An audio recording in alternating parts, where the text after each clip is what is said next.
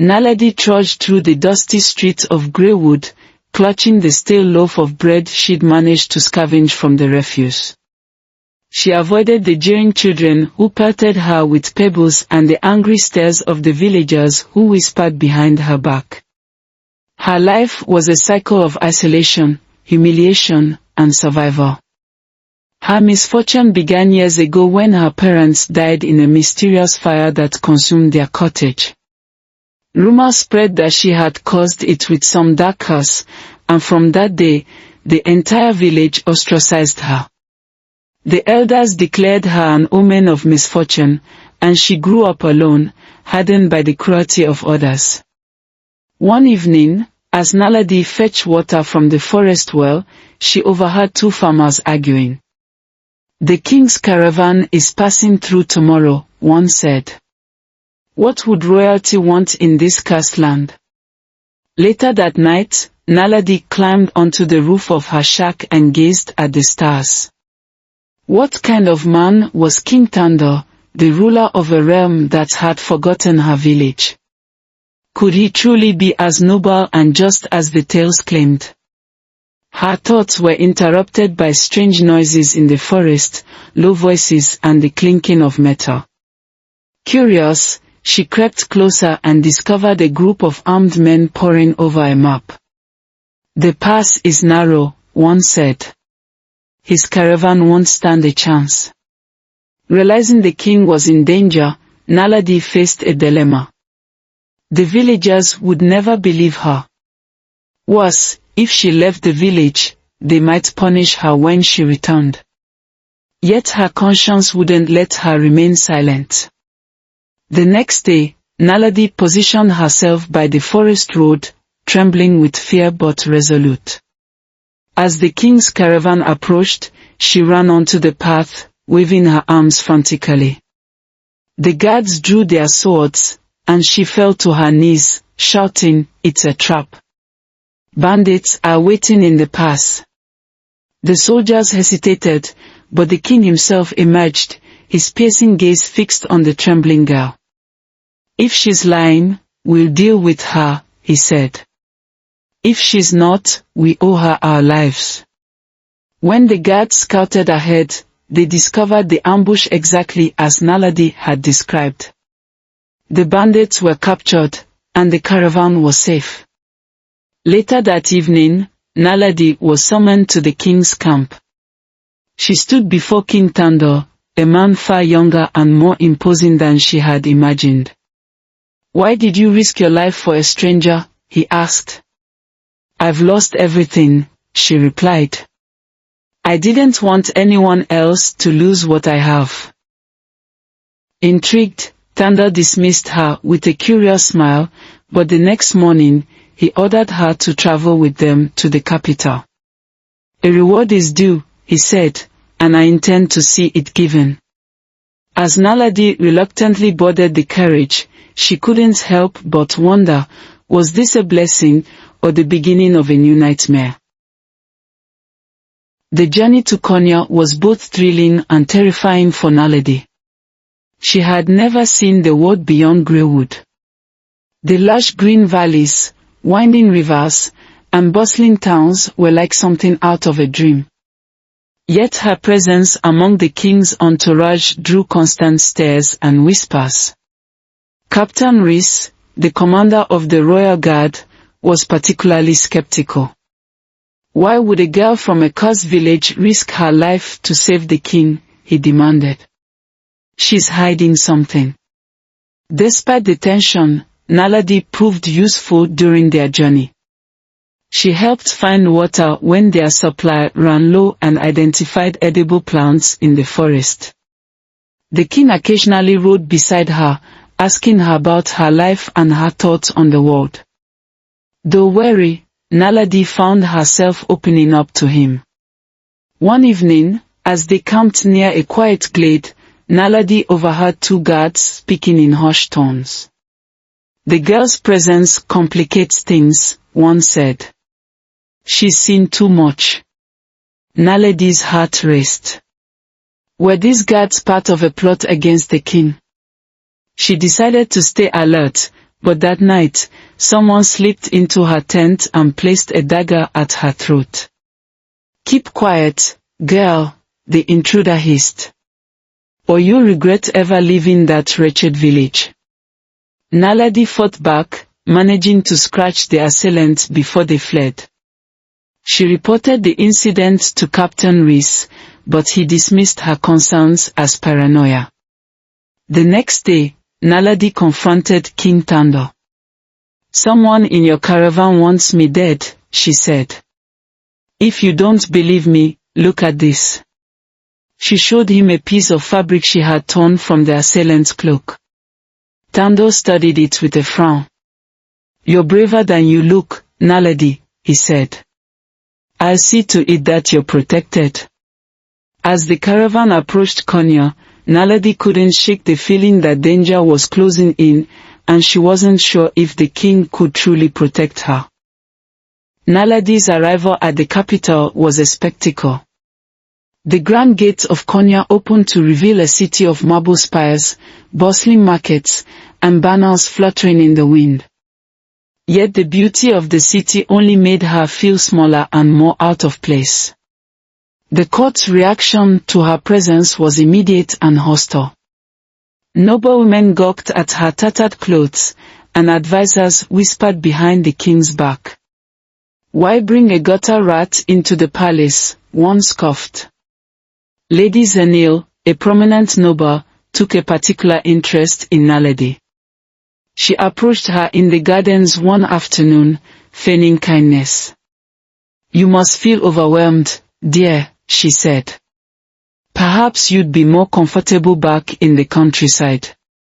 Naledi, sensing the insult, replied, "Perhaps. But the king seems to think I'm worth keeping around. Strange, isn't it?" Zanil's smile faltered, and her eyes hardened. "You regret crossing me," she murmured before walking away. Meanwhile, Tanda continued to seek out Naledi's company. During their conversations, he was struck by her unfiltered honesty and keen observations. "You see things my advisors don't," he said one evening. "You have a gift." But Naledi's gift also made her enemies. While exploring the palace, she stumbled upon a hidden meeting between several nobles. They discussed plans to overthrow the king, and when Naledi tried to leave unnoticed, a hand grabbed her arm. "You should have kept to your place," a voice growled. "Now, you'll wish you had never set foot in Konya." Naledi stood frozen in the dim corridor, her arm held in a vice-like grip by one of the conspirators. She struggled to break free, but the man tightened his hold. "You've seen too much, girl," he snarled. Before he could drag her away, Naledi's instincts took over. She stomped on his foot, twisted her arm free, and bolted down the hall. The conspirators chased her through the labyrinthine palace, but Naledi knew how to survive when haunted. She hid behind a tapestry, waiting until the footsteps faded, then slipped back into the main halls. Shaken but determined, Naledi decided to confront King Tanda.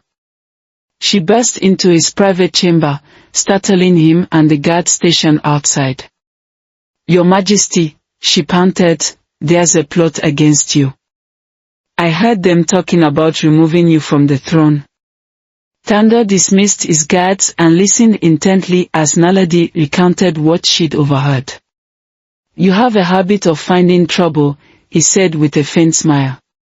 But his expression darkened as he realized the gravity of her words.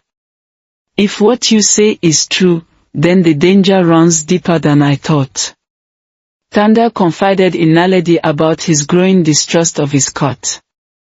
"I have enemies in every corner of this palace," he admitted. "Even my advisors aren't above suspicion." To protect her, Tanda ordered her to stay in the palace's east wing, a section rarely used except by trusted staff.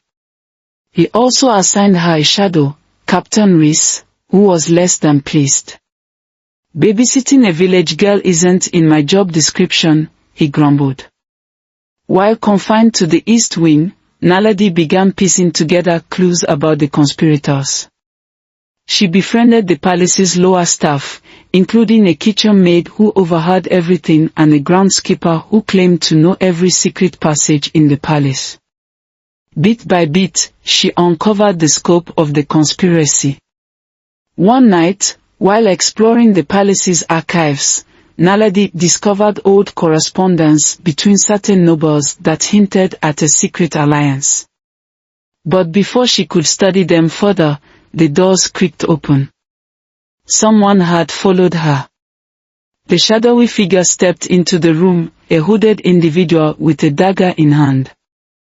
Naledi grabbed the candlestick and prepared to defend herself, but the figure lowered their weapon and removed their hood. It was a woman, her face obscured by a scarf. "Quiet," the woman hissed. "If you want to live, listen to me." She introduced herself as Dumisani, a spy loyal to the king.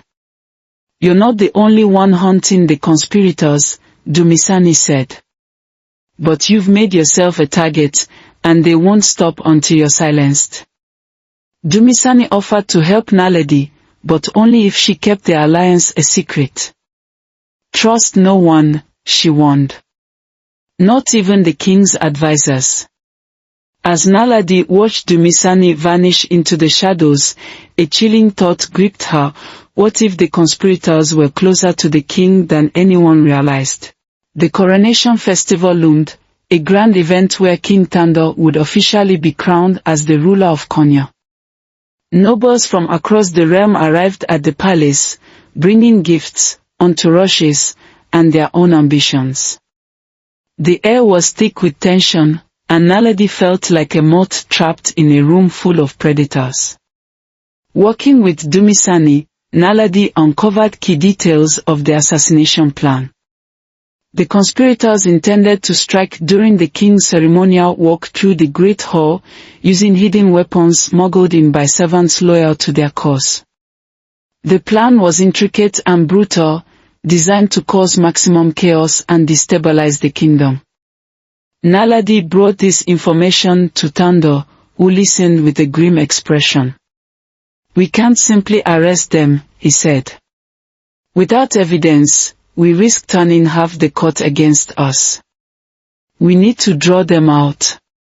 Together, they devised a dangerous plan. The king would proceed with the coronation as planned, but his guards would be replaced with soldiers loyal only to him. Naledi would act as bait, mingling with the conspirators to gather final confirmation of their intentions. The night before the festival, Naledi sat alone in her chamber, staring at the dagger Dumisani had given her. A knock at the door startled her, and she opened it to find Tando. "Are you afraid?" he asked. "I've been afraid my whole life," Naledi replied. "But this time, I'm afraid for you."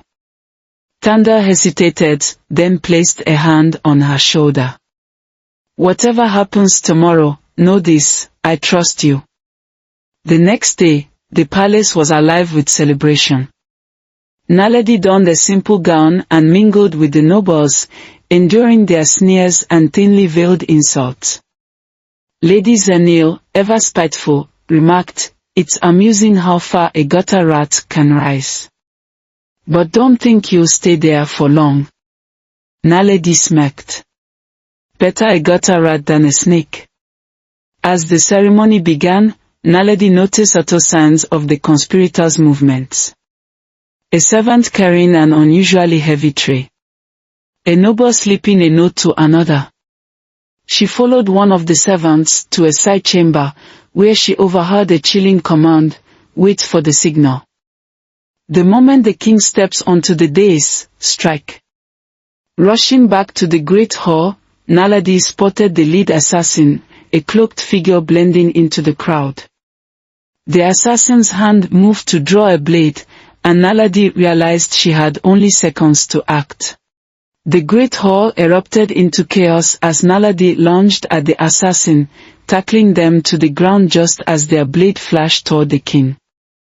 The crowd screamed, and soldiers surged forward, weapons drawn. Thunder leapt into action, his sword gleaming as he joined the fray. Naledi fought desperately to subdue the assassin, using every ounce of strength she had. Dumisani appeared from the shadows, striking down one of the conspirators who tried to flee. The traitor's plan unraveled as Thanda's loyal soldiers overwhelmed them. The lead conspirator, the high-ranking noble, was unmasked, his face pale with fury.